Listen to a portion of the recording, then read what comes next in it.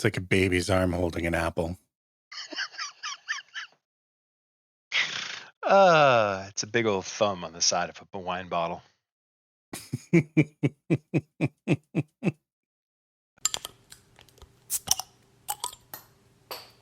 Start the game already!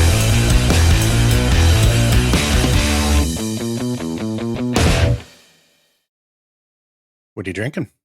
I have a bottle of boo, which is Cabernet Sauvignon. Let's let's see how it tastes. What have you got? Very nice. Uh, so funny story. I've been away from home for almost 2 weeks, and we had our daughter here watching the pets, and she's going through the middle of like a testing regime, I guess, for dietary sensitivities.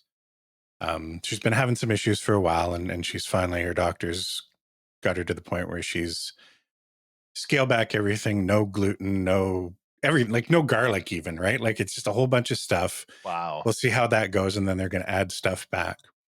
And she was watching the dog and keeping an eye on the cats for us while we were gone. So we didn't have anything in the house. I didn't do any grocery shopping before we got back, or before we left rather, and haven't done any shopping since I got back. And I realized about 10 minutes ago, I've got like nothing to drink. So I start running around the house, and I've got about a finger and a half of vodka and some Dr. Pepper.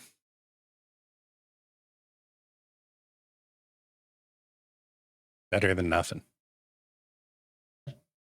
I was going to go for Black Russians, but like I literally have a lick of Kahlua left. Oh man, I hate when Disney takes down the things that I don't. I was watching this melodic techno thing called Mad Mickey, and I'm surprised it was on as long as it was. Because um, the image that's on while they're playing music is the mouse. Mm-hmm. Um, Did it and last more than 15 minutes?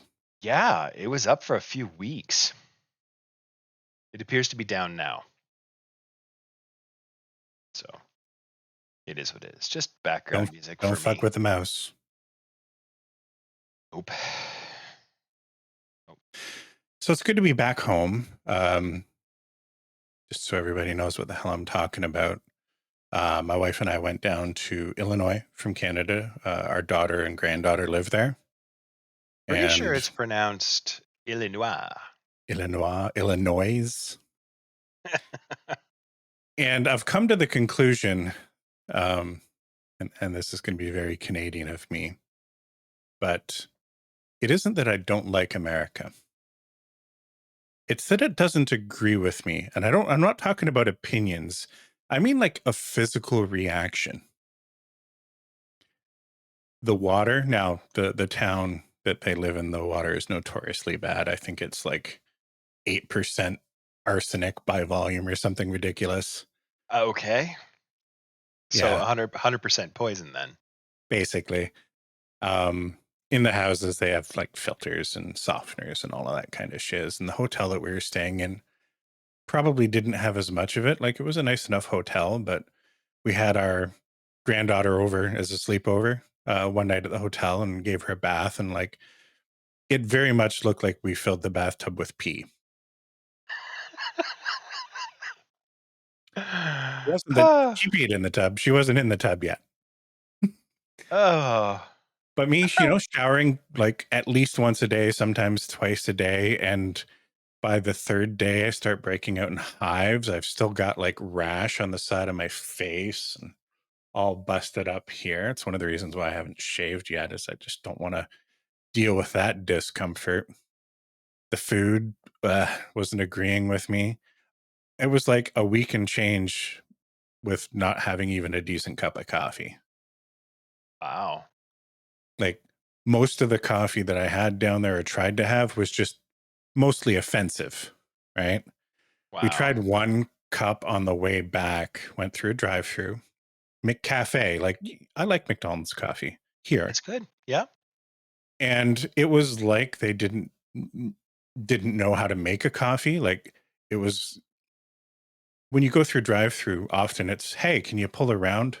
We're making this thing, hash browns or whatever it is. We'll bring it out to you. Here's your drinks. Right. They gave us all the food and said, it's going to be a bit on your coffee. We waited like 15 minutes, and I'm pretty sure that what they brought out was, at the very least, a war crime. Like, I took one sip of it, and I'm like, wow, this is the worst coffee I've had here by a mile. And I had Tanya take a sip of it, and she pretty much died on the spot. This is the internet, so it is the place for hyperbole. This isn't. This wasn't hyperbole though. It was like I needed to put a hazmat suit on to dispose of this shit. I don't think that you can judge the entirety of the United States by one small No, town in Illinois. no. Now, to be fair, I mean, I've been around a lot in the US over the years, and it's never been a great experience for me, like Mhm. biochemically. Oh, yeah. You know, sometimes the people are great, sometimes they're asses, sometimes, the experience is generally fine. They're in a pretty conservative part of Illinois, Hmm. and I mean, I won't really get into that, but there was some funny things that happened around that. But like chemistry, man, like the chemistry just didn't agree with me. Like my face still hurts. Well, I guess you're a little bit like a mushroom. You just can't be transplanted elsewhere. Apparently, You grow where you grow, and that's what you got, and that's where you're at. needless to say, it's good to be home. Yeah, it's nice to go away, but it's always nice to come home. I've found that. I When I was a kid, I used to think to myself, you know what? If I ever won the lottery, I'd go traveling all over the world, and I go here and I go there, and I want to see this and I want to see that. And now, you know what? I got a big TV that is more. Well, let's just say that my TV has more resolution than my eyes do. So I can just like I'll just put on a travelogue or something, or like here's somebody else traveling through wherever on a blog or whatever, and I'll look at pictures. I don't have to deal with like, okay, what do the toilets look like here? Because like I'm sure that every single individual culture that has a different kind of toilet than we do, it's perfectly fine. It's just uncomfortable because it's different, right? Um, One of the things that I've found amusing about that is that there's this argument that's happening on one of the subreddits that I frequent about how you're supposed to install public toilets, right? And like, here's a shot of an American public toilet, and there's a gap of like an inch between the door and the wall, and it's like, here's a picture of one in Europe, and it's got a door. Like you're literally in your own little room. Different strokes for different folks, right? Yeah, Anyway. It's nice to travel sometimes. I don't really like it anymore, but it's nice to come home. it really is. I think we've decided that like 5 days is our sweet spot. Yep, No, we try to do things for a week or more. In the case of going and visiting family, we were 9 days. it's a lot. Yeah, and even visiting like the granddaughter, like I mean, we could spend every day with her, and it wouldn't be enough. But for her, like I think the novelty of having us there wore off by about the fifth day. Yeah. And now it's like you're interfering with my schedule. Go away. Come back next year Yeah, she literally said that to us once. Go get in your car. and go home. You can go now. Yeah. She was referring to just us taking off to the hotel, but it was funny. Yeah. Well, I mean, it would be nice if like the invention of lying. Have you ever seen that movie with Ricky Gervais? I He, don't he, think I've seen it. I want to say I think I've seen Tanya watching it and it's maybe worth caught a snippet or two of it, but I it's don't worth think I've watching. actually seen it. One of the things about it, I mean, it's a comedy and it is ridiculously funny, and there's a bunch of stuff in there that's very crude, and that's fine. But one of the things about it that always struck me was just like, how free would it be to just be completely honest all of the time? Hmm. right? I'm tired of you. You can go home now, right? And because it's the norm, it's not offensive anymore. It's just this is just the truth. Yeah, I'm not sure that like it not being offensive goes hand in hand with everybody just being honest. I think that would devolve very quickly into I'm tired of you, go home. Fuck you, you're a dick. Yeah, and that's fine. But everybody knows now, and we don't have to make for the first like if it was a switch, if it was like Mhm, we went from what we are now to everyone's completely honest, it would be very, very jarring. But mhm. if it was just the way it was, then you wouldn't have to, well, slap my knees and stand up and hope you get the hint. Could just be, it's time for you to go home. Yeah.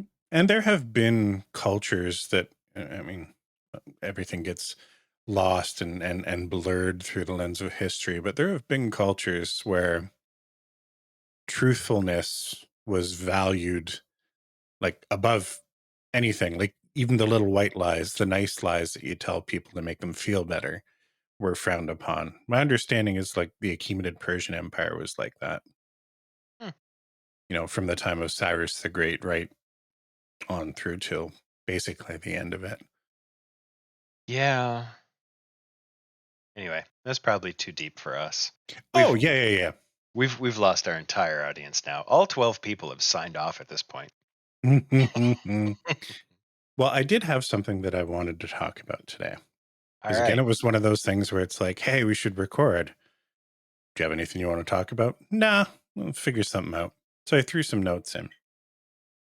Have you been watching season 2 of Loki yet? Yeah, I don't know if we're exactly caught up. I know we haven't watched this week's. Okay. You've seen enough that you can probably. Yeah. I, This I like conversation isn't about Loki specifically. And I want to start off by saying I'm really, really enjoying the second season. But the parts of the second season that I'm really not liking are the Marvel parts.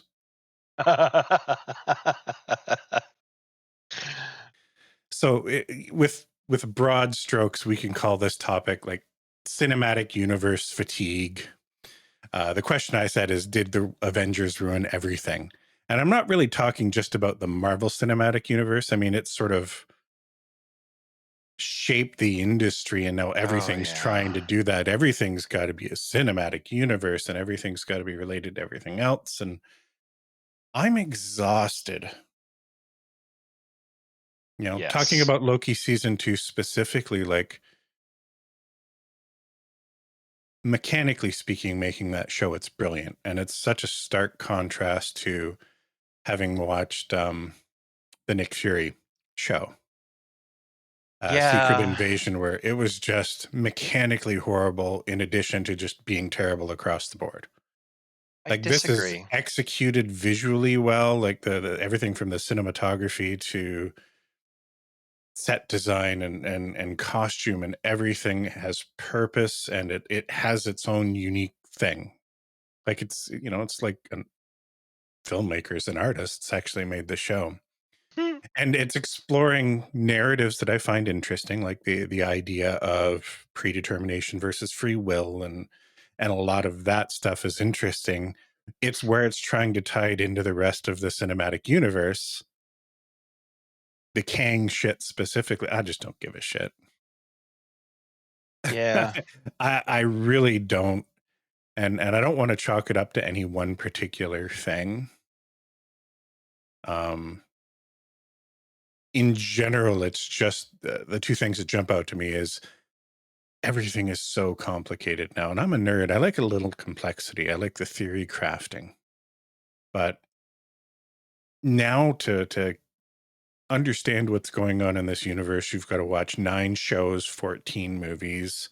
And if you miss something, you're probably missing something important.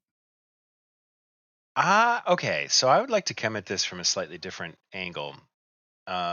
Specifically because like a lot of the things that you're pointing out, I completely missed, and I still thought the show was great. I'm Mhm. enjoying Loki mostly because of well, there's I mean Owen Wilson is brilliant. Hmm. as always. Who's the actor who plays Loki? Tom Hiddleston. Tom Hiddleston. Because I mean, he's just. Have you watched? Was it the Night Watchman, the Nightman? I can't remember what it was called, but he started off as like the night auditor at a hotel, and House, whatever his name is, I Hugh always Laurie. forget. Hugh Laurie is like this evil bad guy who's an arms dealer, right? And he does something terrible, so Tom Hiddleston has to get involved, and he like sort of like infiltrates his organization to bring him down for MI6 or whatever. Um, and he's a completely different character in that, and he absolutely nails it. So like I enjoyed Tom Hiddleston as Loki in the movies, and then I saw him in that, and I forget what it's called. I'll look it up on the break. Um, and then like watching him in this, and the character growth of the character Loki also really is interesting to me. Hmm. But I think that you could watch this show, and like there'd be all kinds of things that are tie-ins to other parts of the Hmm. cinematic universe. But if you didn't know that they were tie-ins, you just go, oh, okay, like I recognize that that's a tie-in to something, but I Hmm. don't care. But I agree with you in that this show, Loki, you can do that with. But Yes. this show is setting the bar. The vast majority of the rest of the content falls very short of what Loki's doing. So Loki is the show that I can enjoy in spite of all of the other bullshit. With the other shows, it's mostly just the other bullshit. There isn't enough meat. Like they've just stopped trying to tell a unique story with a show or a movie. It's a fragmented piece of a bigger story only in a lot of cases. Loki has its own thing going on that is very much Loki, and it's actually exploring themes and stuff that like there's enough there. Like I agree with you. You can watch Loki and not see the rest of the stuff, and I think really like it because the rest of it is done so well. But that is in stark contrast to Secret Invasion, stark contrast to the Falcon and the Winter Soldier movie. WandaVision for the like all but the last two episodes was great in the way that Loki's great, where it's like we have a vision for what this is going to be, no pun intended. We're going to try something very, very different. We're going to take some risks. We have an artistic vision in addition to like a Hmm. narrative vision and the piece of the Marvel puzzle. And we're going to do that. And where the show fell apart was in the last episodes where it's like, okay, now we need to make this fit into the rest of the Marvel shit. People are going to punch each other. Maybe there's going to be a sky beam.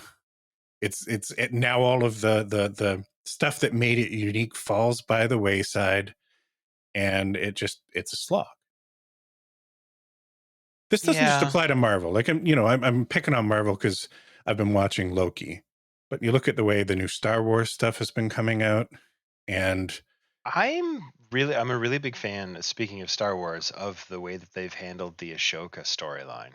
Right, like that. And again, I'm not quite caught up. I think I'm a week or two behind. Um, is there only 8 episodes? 7 episodes?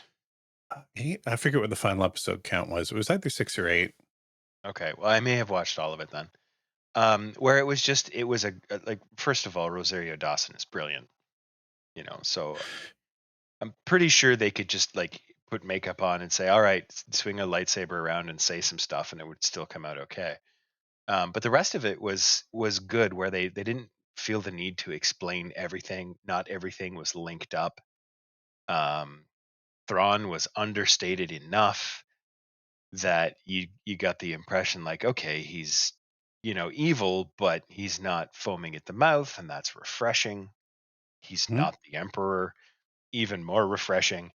Like there was some stuff in there. It's like, oh, okay, this ties into like one of the cartoons. That ties into something I haven't seen. That ties into movies that I have seen. But there's references that I know are references to things that I have missed. There's references to some of the expanded universe stuff that's been thrown by the wayside that like I got because I've read far too many Star Wars books. But it was just a good show, right? And I think like the cinematic universe is not the problem. I think the problem is The ridiculous adherence that people like. I would really enjoy, honestly, an unreliable narrator approach to the cinematic universe, right? Which is what they did in the comic books, where it's like this week, Spider-Man has, he's done this and done that and done the other thing, and then next week we have a story that's in theory the next in the series where he's completely forgotten all of that stuff and has remembers something completely different, and that's fine, right? It's fine. And Especially if, like, you go to, for example, you go to the Ant-Man and the Wasp, and then you go to Falcon and the Winter Soldier, and they do things and they reference the same event and they do it differently because they would have perceived it differently. and that's fine. And I think you need to really, with the Marvel stuff specifically, talk pre and post Avengers Endgame. Because I think the cinematic universe stuff that started with origin movies, right, Yeah. sort of came together for the first Avengers movie where they set up, hey, yes, everybody's sort of teaming up now, this smaller group of Avengers, but we're already telegraphing that this is a piece of a bigger thing. And then you have these sort of continuation of like the individual characters' storylines and stuff like that. That was fun. Yep. That was the way to execute a cinematic universe. Absolutely everything after Endgame, though, they've been handling it completely differently. And it's been, I don't know, man, to each their own. I'm not going to yuck anybody's yum, but the contrast couldn't be more stark. Like it's terrible. It really is. I see, and that's the thing. I don't think it is. I don't think it's terrible. I do agree. Well, how There's a much? there's a drop off in quality. I'll agree to Okay, you that with that. how much post Endgame stuff have you watched? All of it. Like, I've watched everything, with the exception I didn't finish Secret Wars, because I will agree with, or Secret Invasion, because I will agree the concept was nice, and I liked some of the. Oh, sorry, and I also haven't watched Ms. Marvel, about the Okay, young girl in the high school, just because it's aimed at high school students, and it really did not land with me. did you watch It, Ant-Man Quantum Mania, the stuff that yes, had Kang in it? yes, Okay, and I agree with you. It was a lower quality movie, but I still thought it was okay. I think the okay, problem yeah.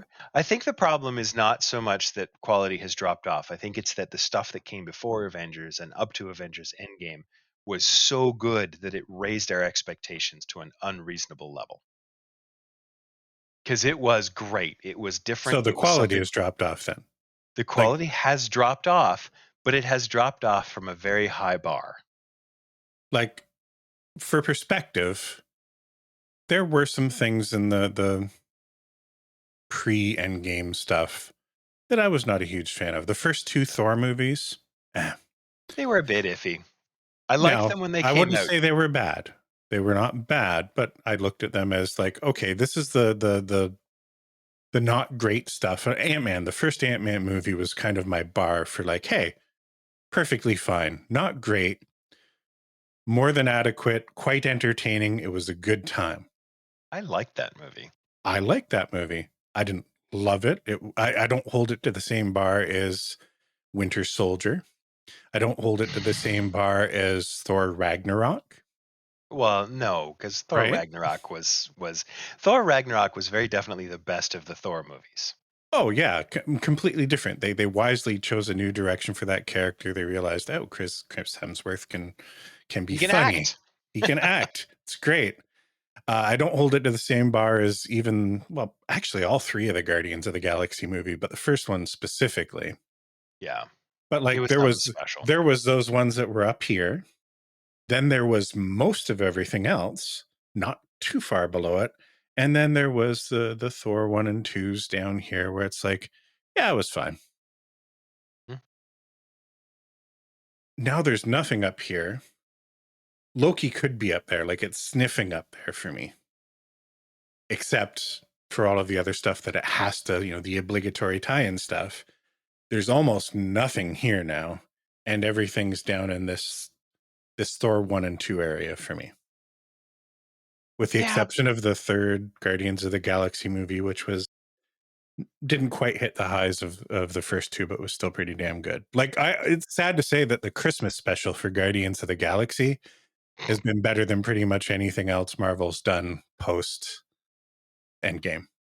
It's the very best space-based Christmas special that has been done since since the Star Wars Christmas special. I don't That's know. for sure.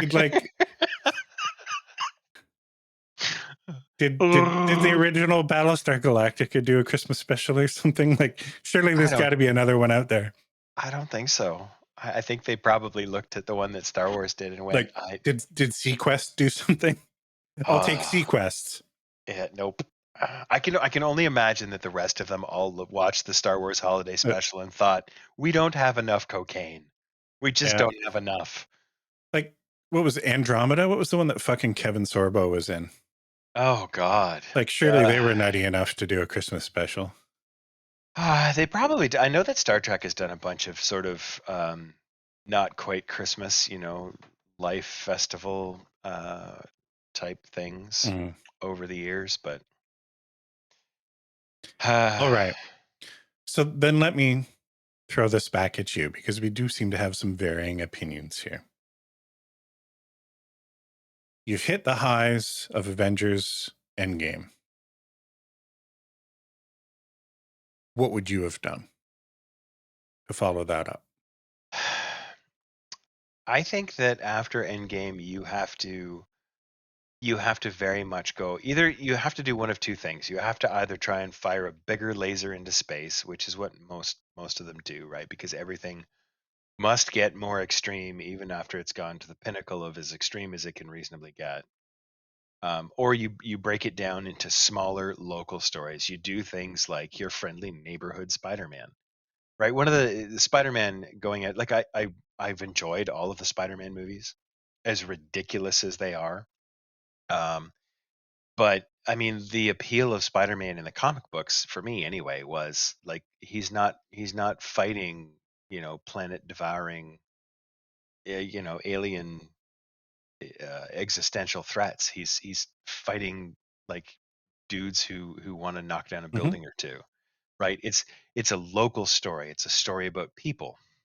In the end, it's about family, right? That's the kind of movie you have to make. You have to make movies that are just like you've gone to this peak. You have to come down the other side of the peak and start building up again. And take 15 years to get to Avengers 2, the new squad, when people have forgotten about the first movie a little bit. Mm-hmm. And now we can just, you know, you have to start again at the beginning. X-Men: The Next Generation, basically, with small local village, small stories that are about the people. Um, I don't know. I don't think that there's any way that you can build on the success of that, but they have to, right? Because the line has to go up, and that's really the problem with most things, is that the profits have to get bigger, and movies cost $1 billion to make now, so they have to look like they cost $1 billion, and then they have to make $10 billion or 100 billion, or they're deemed a failure.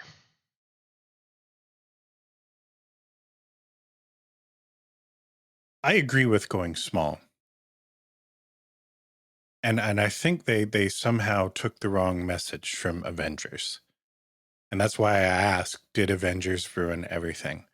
Because I'm thinking, like, the first Avengers movie was obviously huge, and it was like the first big team up we saw.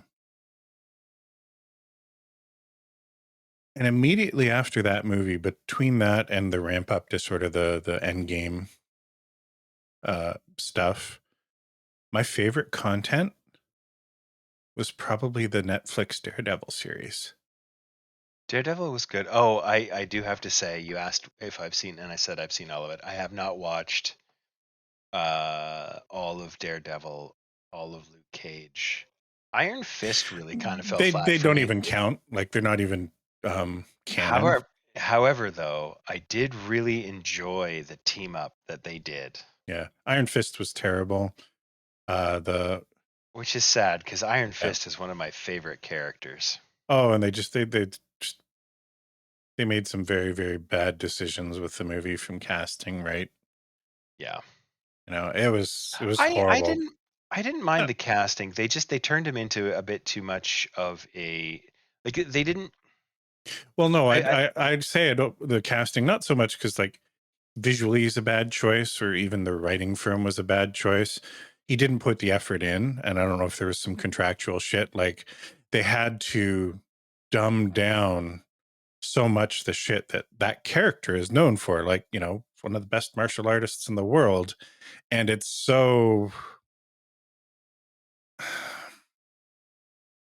like made for TV movie quality. And I know it was Netflix, so I mean, technically that's what it was, but you yeah. compare it and contrast it with Daredevil, where it's like, man, these guys put in the work from stunts to choreography to the actors executing on that stuff. Like, and I didn't unfortunately, you're kind of putting them into you're swerving these guys into the same thing. So when that team up show happened, and you got Daredevil doing his thing beside Iron Fist, it's like, oh my god, this guy's lame. I've heard I stories that like Finn Jones like refused to do any like practice choreography shit and just kind of like oh showed wow. up. And so when they had like the female lead in that show, I forget what her character's name was, like has a martial arts background, and they literally had to like dumb her stuff down so that her character wasn't making the Iron Fist character look so bad in that show. I did not have any problems with the fight scenes or the choreography or any of his acting. My major problem with that show was that his character didn't develop on an arc. He developed like he was jumping up and down on a trampoline. Today he's like, mystical man who knows everything, who's, like Mary Jane and I know what's going on and I'm running my company. And the next day he's like, I don't understand New York City. And what is going on? I don't know. And then, Hmm. day 3, once again, he knows everything and he does everything. It's like, okay, he's been away for a while or whatever. Start him off with, I'm a little bit confused about a few things and I'm a little bit weird because I go barefoot everywhere, and then develop somehow, right? I think I watched the whole first season and it was just like, this could have been so good. And I thought, like, he did fine. I thought he was okay. Um, but So to take lessons then from the MCU, how do you feel? I know you've mentioned Ahsoka. How do you feel about the general direction for Star Wars, where they're trying to do the same thing? Like Mando season 1 was probably some of the best Star Wars we've seen. it's some of Mando the most season Star 2, Wars that we've seen. Mando season 2 was mostly good. Have you watched season 3 yet? Because I know when we were No, talking about it last year, like, there's a season 3. I don't think we have. I know that we loaded it up and went, have we seen all of these? And I think we had, so we might have to, like, I don't know, clear some caches or something. Okay. Uh, but I'll have to go and double check. You watched Book of Boba Fett. No, because I Oh, did not enjoy it at all. I no, it have was. I have absolutely no interest in watching a fat guy wander through Mos Eisley and go, "You should get them," and then go sit on his throne for a while. Right? Like, why are you even walking through town? You're a crime boss. Go sit on your throne and send people out to do stuff, and let us watch interesting people do stuff. And you can just be here and be a figurehead, which, honest to goodness, is what that character should be at that point. Right? He's old now. He should be sitting down and building up an empire of people to fight for him. But yeah, most of the other stuff I'm okay with. I was okay with the movies. I didn't think they were great, but I didn't think they were terrible either. Mhm. Yeah, no, we don't have any new movies that are sort of working towards this future shit. Like the movies were kind of their own thing and they were separate from the shows. Um, in Star Wars, we have this interesting contrast because Book of Boba Fett, Mando season 3 especially, um, Ahsoka, like they're all working towards their Avengers team up. And I think so far Ahsoka's the only one that's done it passably well. Now you said you've maybe seen it all, maybe you haven't missed the end. I was disappointed by the end of Ahsoka. Hmm. because everything was great and then it just stopped. I've probably seen the last one then. The Yeah, last one I watched was like the Jedi, the Witch, and the Warlord or something, which is basically like yeah, because what's I his can't remember face? if that was the last episode. Did I Ezra think get so. away? Yes. Okay, then you've seen the last episode of Ezra. Like, Yeah. Yeah, he got away, but Ahsoka and Sabine did not. yes. Okay, so you've watched the last Spoilers. episode. Yeah. Yeah. And it basically just stopped because it's like, oh yeah, Kevin Feige's making a movie and it's going to kind of pick up from here. So it didn't really tell a complete story, That's okay. you That's know. okay. I like one of the things Like, like we have our expectations are too high, as I've said before, because I think like basically this is some background stuff for an introduction. This is the character introduction, so you can jump into the movie, and then the movie is going to do like a very, if they do it right, the movie will do a very basic introduction. You know, here's blue-skinned Admiral Thrawn, and something happens, and then hey, Ahsoka shows up, and then season two of Ahsoka is going to be how she gets off of Turtle Planet. That would be my guess. Like if I was doing it, that's how I'd handle it. all right. Anyway, So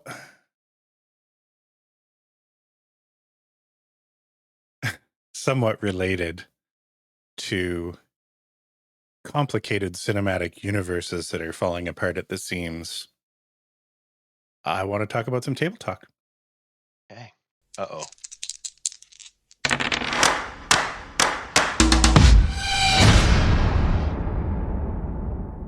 Hey, table talk, it's part of the show. I know I don't always say this spiel. I feel like I should.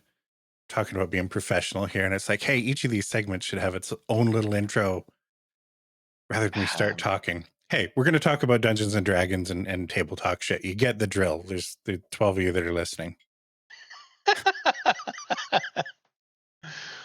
Uh, My Tuesday game, as those of you that have been listening know, has been on hiatus for a little more than a month now. And we had a few sort of lean weeks where we had some players that were going to be away. So we were just doing some side adventure shit before the hiatus. So we're going back to like July before we've really had any significant meat. And we're picking things back up Tuesday, and I'm kind of doing my prep for that. I'm kind of excited. But this group has been playing, like going strong since March 2022. I started, and we've been basically, with the exception of Christmas holidays and this hiatus, almost every week. Some weeks where we've taken it off just due to players not being able to make it. But for the most part, this group has been like the unicorn adult gaming group where everybody kind of shows up and is excited to be there every week and we get to play D&D. But so much has happened in, I mean, that's what, 18 months? call it a solid 20-ish year, but months. Like I was including looking at it hiatuses. and it was like 70 sessions, Yep. 73-ish hour sessions.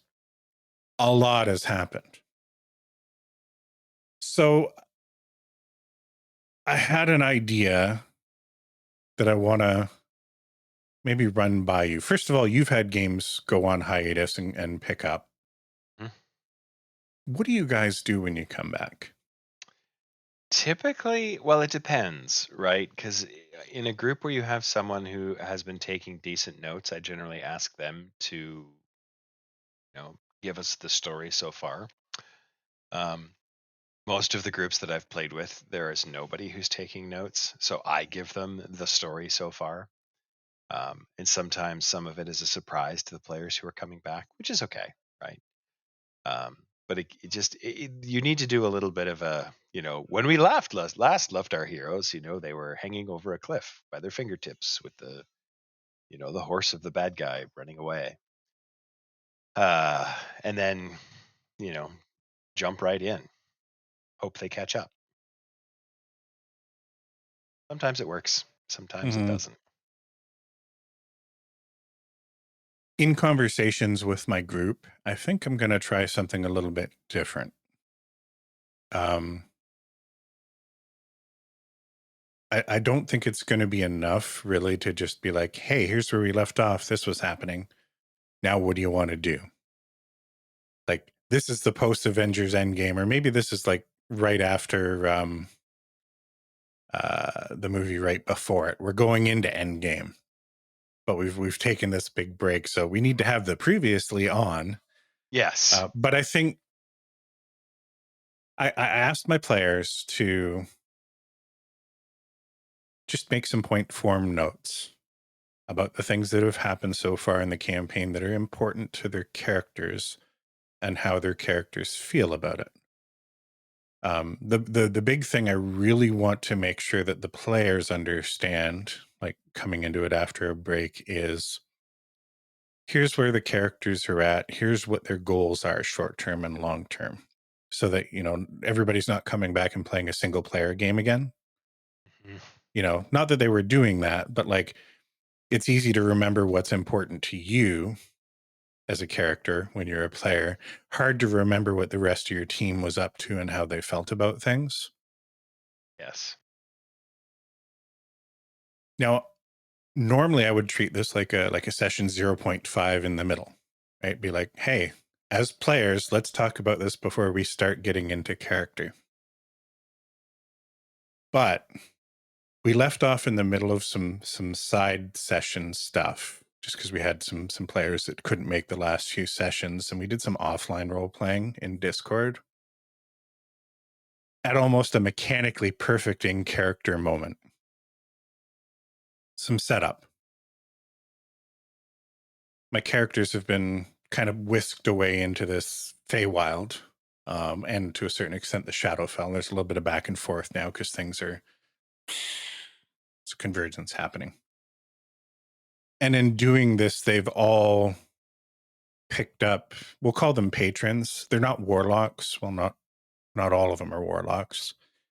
So it isn't that type of patron relationship, but they've all found something that they're championing. And these are other people or other entities or gods or whatever. One of them, who was the last one to get her champion or her patron, is championing the Raven Queen. Okay. Now, the Raven Queen, I'm twisting the character a little bit, like it isn't the lore Raven Queen, but as players, they know about the Raven Queen. I mean, the Critical Role did it in some of their campaign stuff with Vox Machina, and so they understand the Raven Queen, and I'm trying to put a spin on it here. But they've made the decision to, with the help of some of their other patrons, try and dive into this connection that the character has with the Raven Queen, kind of this psychic connection, to see if they can determine whether are her motivations good, evil, or like where's she sitting on this whole thing? Because she's sort of an unknown at this point. Mhm. Now, my players know that one of the things the Raven Queen does is basically collect memories. That's kind of one of her big things. Their characters don't know that because they don't know nothing about it. But as players, they've chosen to do it like an Inception deep dive into this Raven Queen's psyche through this connection that they have, to try and figure out, hey, is she going to be there for us, or is she leading us astray? Like, has she got evil intent, or what's going on here? And we're in the middle of doing that, where they're looking back into this one player's sort of backstory and history a little bit. That's just kind of where we left off, because there's some stuff she doesn't really know, and she's trying to understand this Raven Queen connection. And I'm going to have, I think, the Raven Queen sort of latch on and pull them all in and start exploring their individual memories, but the shared memories leading up until now. So this Okay. examination of memories is going to get flipped. So it'll now be the Raven Queen evaluating them, and we'll get a chance to just, in summary, relive some of the arcs and understand. Basically, I just want to, in context, in character, say, okay, you're having visions of this shit that we did, and it's basically like our first arc, and then give the characters a chance to, or the players a chance to talk about what was important. What do you remember about that? How Right. does your I see. character feel about it? So you're still doing a summary. You're just doing it in character. In character, yeah. Yeah, that's a neat way to do it. Yeah. Now, I wouldn't spring it on them like cold, which is why I asked them to kind of just, hey, make some point form notes about some of the stuff that's happened that's been important. And we'll talk about it before we jump back into our new session. Yeah, I think that's a pretty sweet way to do it. Anytime that you can do something sort of in character, I think it has more impact Yeah, than. because realistically, like we've been through so much that I Yeah. don't think we're going to get into new stuff in our first session. Like, I think honestly, it's going to be 3 hours of recapping stuff. And if we're going to spend that much time on it, I think it needs to be in character It so needs that to we can have. be engaged. Yeah, it needs to be in game at that point. Yeah, if it's a lot of times like when I've taken a hiatus in most things, it's because we've wrapped things up to a point where the summary of things can be, all right, well, you defeated Strahd, and you kicked the crap out of Tiamat, and then you went into Avernus and you killed the archdevil or whatever, and now you're back at the inn and reminiscing about previous adventures. What's next, right? Yeah. Like that's the level of And because where like we've, you're in the middle of stuff. yeah, like if we're going to use Strahd, because I think everybody kind of knows it, it would be like if we took our hiatus after doing Amber Temple. Yeah. Like we've just finished a pretty significant mini climax or mid campaign climax. Yep. And there's some very obvious big things that we know we need to take care of next. But we've had some nice character shit happen in here, and then we stopped, and it's been a while. So Yeah. I don't. There's. I mean, just thinking on it, because now that you've brought that up, like I really like what you're doing. I'm not sure most of the groups that I've played with could handle a 3 hour recap session. mhm. You Well, know, and it needs to, and that's why I want to emphasize that. Like, I want to give them a chance to really role play this out. yes, no, and it makes sense because you're going to be looking at it and you're going to be re-examining it from a different perspective, and I think that works. Hmm. Um, I'm thinking about like how else could you do it, because that's a really good way to do it. Um, and I was just thinking that it might be possible to do it in sort of chunks Hmm. where you do like, hey, here's a recap of stuff, then we're going to talk about that for a bit, and then we're going to have like a little altercation, like for example the stereotypical, you're all in the tavern reminiscing about previous adventures, and we go over this, and we, like the characters are talking to each other and to telling the story to a stranger, or in that context, I think the trope that I would use would probably be like, there's a bard who's really interested, and he's making notes, he's Hmm. feverishly scribbling down your story as you go, and then at some point after like 45 minutes or an hour of that, like a brawl breaks out and there's an adventure hook, right? So And you're then you're basically talking about the Name of the Wind. kind of a little bit, yeah, it's similar kind of a trope, but then Yeah. but then you move on, right? Like it's like, okay, you chase the thing out into the night, and now this is a new adventure and you're on that, but now the bard is following you around, and every time that you get a moment of downtime, they're going over other stuff that you've done to Hmm. try and like pull out things that might be part of the adventure.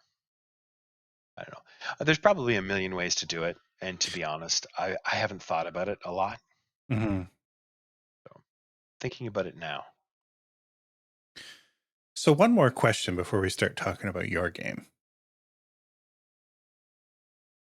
This is I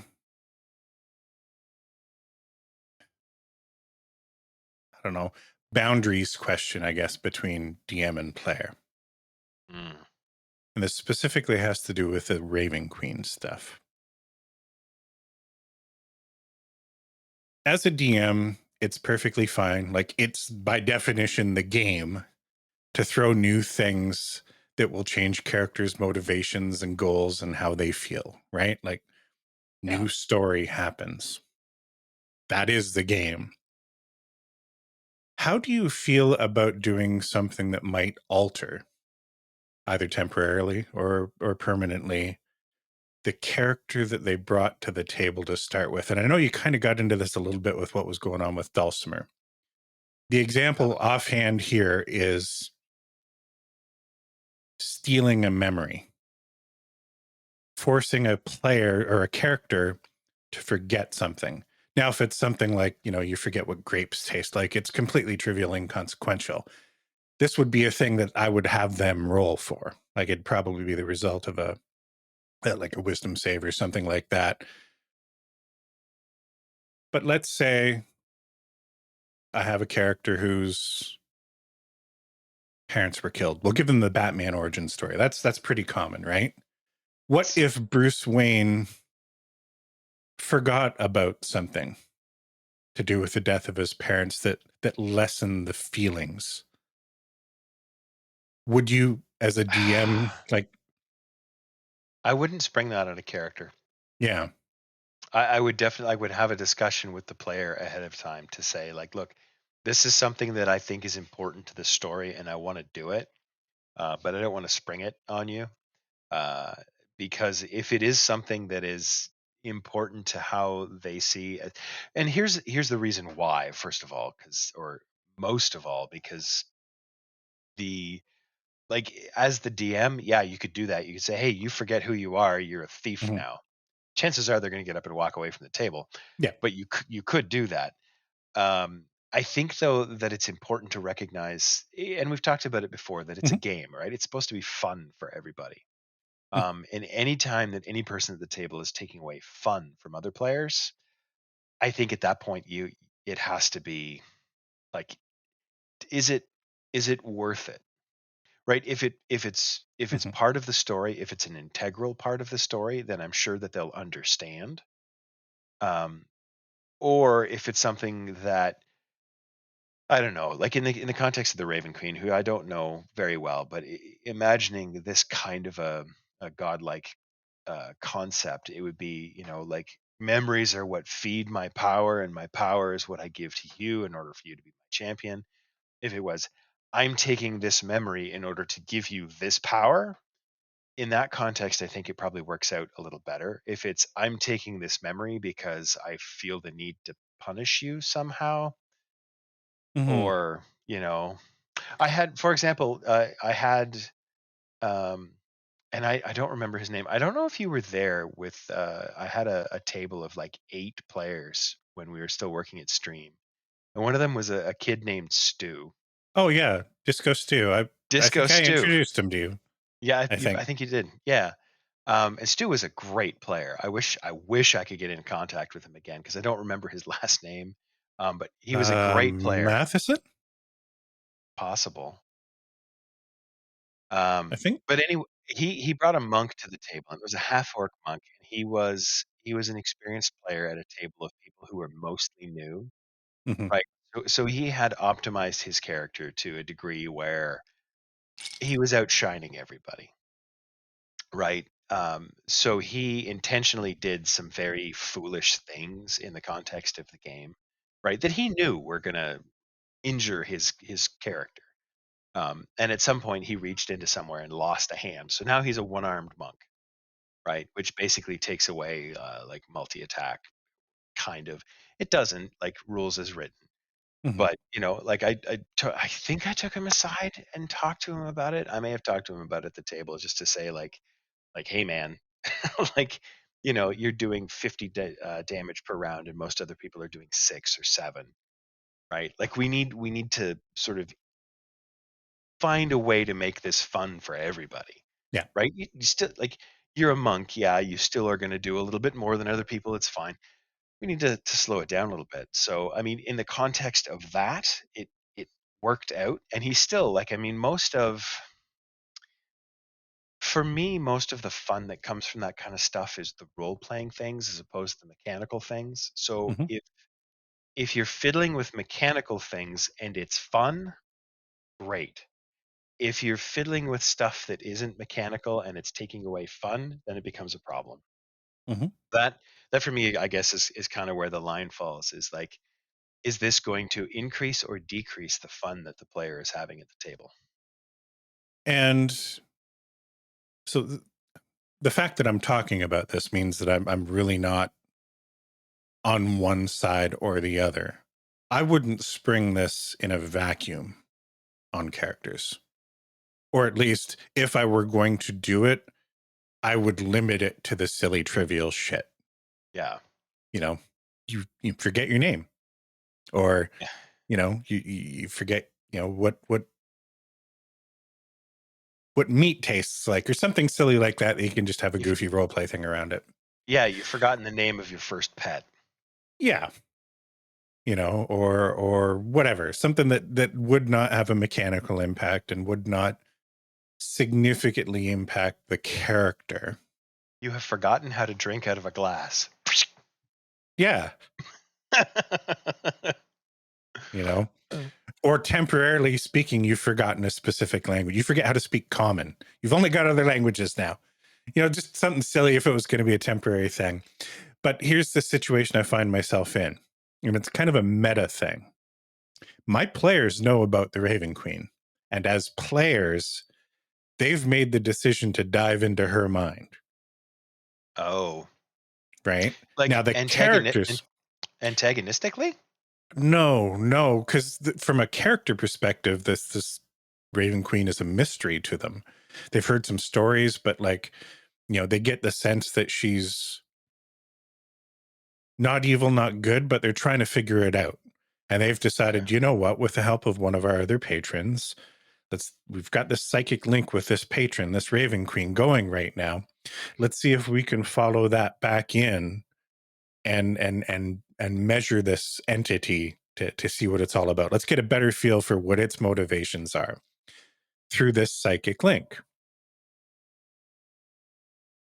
So, I mean, it's amazing the way it's playing out, and I love the direction of it. But now I'm at a position where I know what they know as players, the meta aspect of it that their characters don't know. Mm-hmm. And I want to create a sort of sense of risk in doing it, consequences of stuff that could potentially go sideways here. Now, talking about the Raven Queen literally, the stuff that them as players would know, the stealing of memories is something that could happen. So while I haven't had that conversation with them, there's sort of an implied, like, they know this could go sideways somehow related to this. I don't want to force, like, I'm not, oh, you all forget shit. But what I'm thinking is, depending on what they do while they're diving in here, and this Raven Queen reacts and starts drawing memories out of them to help basically facilitate this recap that I want to do. And it would be sort of appropriate just in character for this to happen anyways.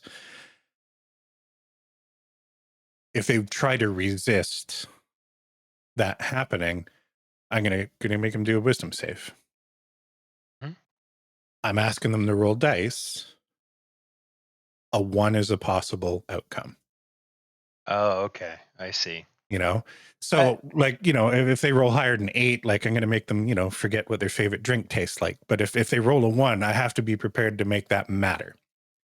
Yeah. So Batman forgetting that his parents were murdered would Um, be I don't. sort of appropriate parallel in my mind, something that Well, is more yeah, significant.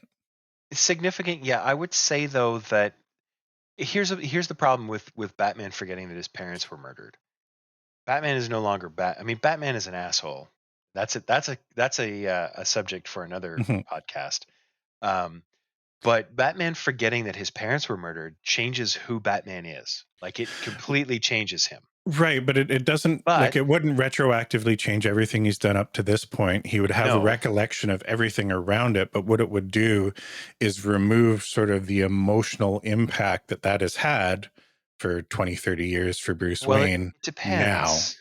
It depends though on whether or not you're saying he doesn't remember that his parents were murdered at all, versus, for example, because in the Well, canon of that event, he remembers what the Joker said. He remembers the sound of the gun. He remembers like everything mhm. leading up to it and away from it. If you take all of the details away, and all he remembers is my parents were murdered, and because he knows now, like he knows now that the Joker did it, right? Imagine that he forgot who did it, and he Yeah. forgot all of the details around it. He only knows that his parents were murdered, right? But I mean, It like you make Batman forget that his parents are murdered, and Robin or Alfred is just going to say, "What do you mean you don't know what happened? Your parents were murdered." So he'll be reminded of that, but the emotional weight of it would be missing. it You still know. changes who he is now. And that's the Hmm. question, I guess, is when it depends on how they're approaching the interaction with the Raven Queen. Is Hmm. is her? I assume that the Raven Queen is a woman. Um, Hmm. is she? Right. She was Okay. So at one now, point in time. they When you've them you've now. when you've been elevated to quasi divinity, I'm not sure that matters anymore. I think it does if you consider that Mistra seduced Gale.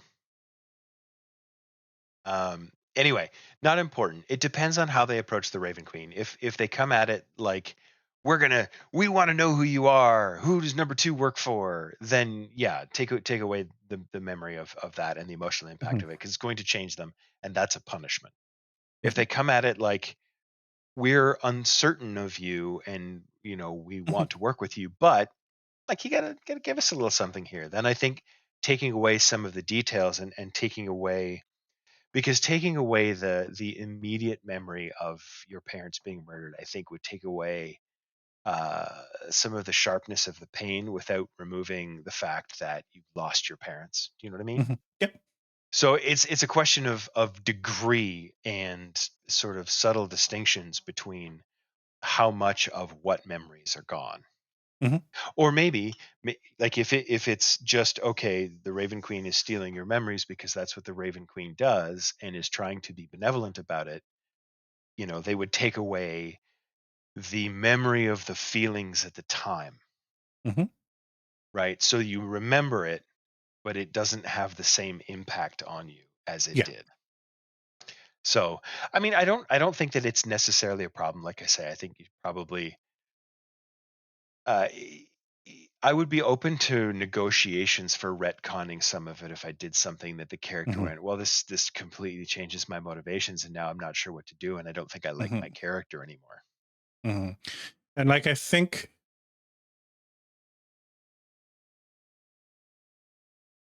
on a nat one. That's 5%. Don't forget, Hmm. those are not really long odds. No, they're not long. But again, it is not my intention to do this. I'm not going to make them roll dice if they're just going with the flow. But if they want to Okay, find themselves in a I don't want to say a contest of wills with a deity here, but something if they akin to push, that. If they if they're push rude, or whatever, yeah. yeah, Then when you're fuck you're around and find out. yeah. I Okay, just I need to be prepared, and I'm on the fence about this specifically because I think this would be the most appropriate outcome. But I recognize that this is falling in that gray area of boundary between what a DM should and shouldn't do.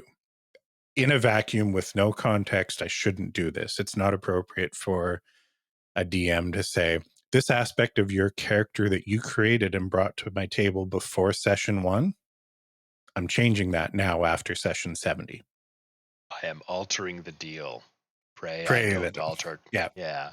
you know, but in the context of all the things that they as players know and the decisions that they've made, like they're in the, well, what if we fuck around a little, Yeah. you know? Even though their characters don't realize they're doing that, they as players do. So the outcome is most likely going to be the trivial, silly shit. There's an 80% chance if they fuck around and a like 2% chance if they don't, right? Like if they don't fuck around, then just I'm not even going to make them roll for it. But if they do, I have to give this some sort of stakes, and the stealing a memory thing is appropriate. I just recognize that it is a borderline taboo that I think my players would be okay with, but I'd like to talk. Like, I'm going to talk about it out loud here. I think I might actually give the players the choice.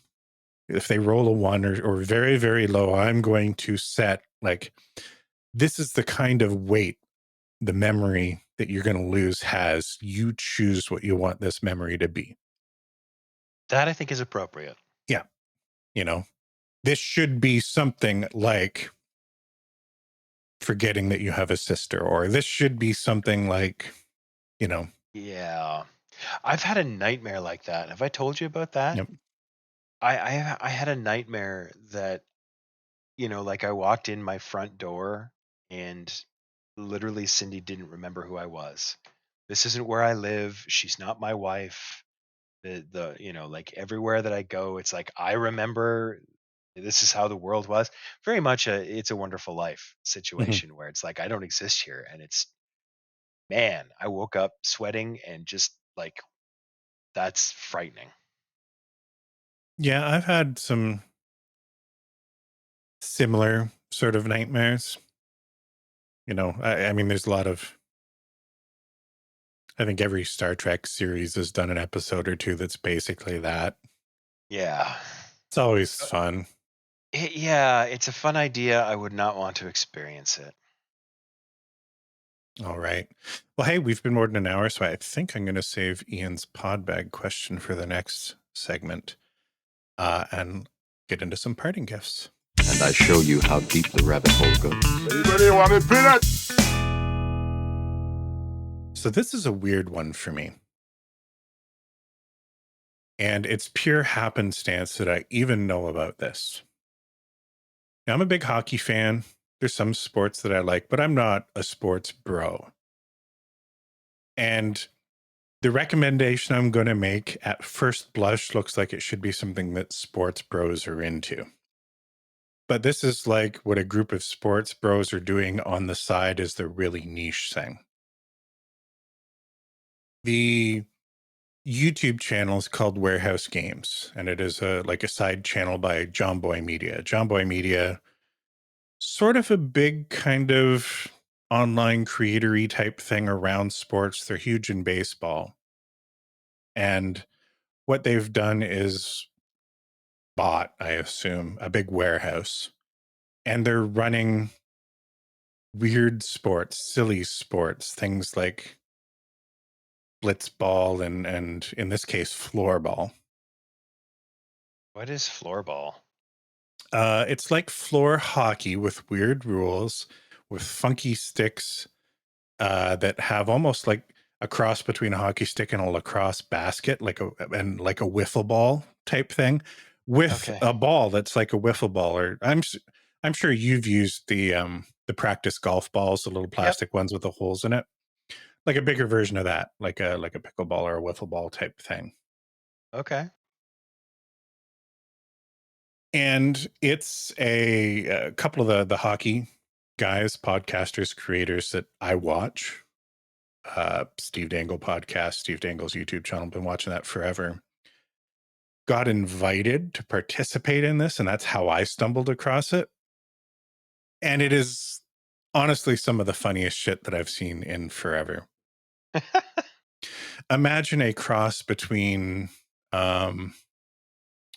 obviously real sports, because they're playing real sports. The general attitude of the dodgeball movie, American Gladiators. Did you ever see? I think it was on Spike TV originally, the MXC. They took a Japanese show from like the 80s, Takeshi's Castle, Oh, and then I've dubbed over it with just funny shit, like bad lip reading style. I vaguely remember it. Yeah. It's got the vibe of that. What's interesting about this is like they're playing a silly game, floorball, in this arena, but they're doing it straight, but with that kind of attitude. Like everybody's taking it seriously. They've got silly uniforms. They've got like the production value of this thing is as good as a lot of like B level sports, like that you would see on ESPN. Like this is very much like made for the Ocho, ESPN 8 kind of like thing. Mm-hmm. It's silly in the way that, like, if you ever watched darts, Yes. how into it the crowd is, and like just the weird sort of like attitude that's sort of built up around the sport, where these darts players are rock stars and they got weird hair, and they've got more sponsors on their shirts than a friggin' NASCAR driver, and it's straight, but everybody knows it's a joke. Mm-hmm. This is very much like it. Now, I haven't watched a lot of the other warehouse game stuff. I've really only been watching the floorball tournament, and it's not complete yet. But it is so fun. Warehouse Games YouTube channel by John Boy Media. Check out the floorball tournament that's currently on. Finals haven't aired yet. Go McFlurry Power. That's my parting gift. Sounds like fun. Well, hey, let's take a break. I'm going to try and wrangle up something better to drink here. Let's do it again. Yes.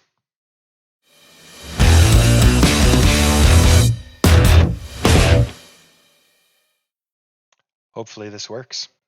Hopefully.